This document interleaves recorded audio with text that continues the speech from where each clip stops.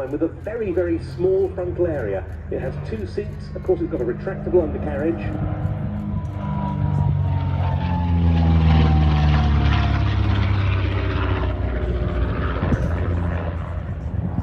And to power it, the bespoke R version of de Havilland's Gypsy 6 engine, which had been developed in its original form for the Dragon Rapide.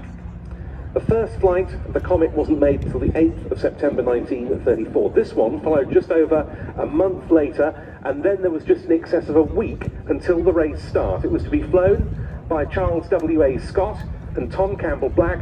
Scott had never flown a twin-engined aeroplane before he got his hands on this.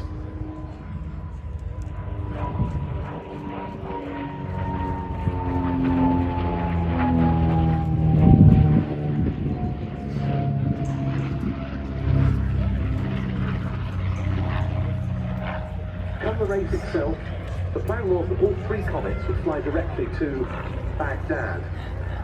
Grosvenor House actually made a stop briefly at Kirkuk en route. And the 2 other Comets, the 3 aircraft being very much the favourites for the race, both went on to have significant problems along the way.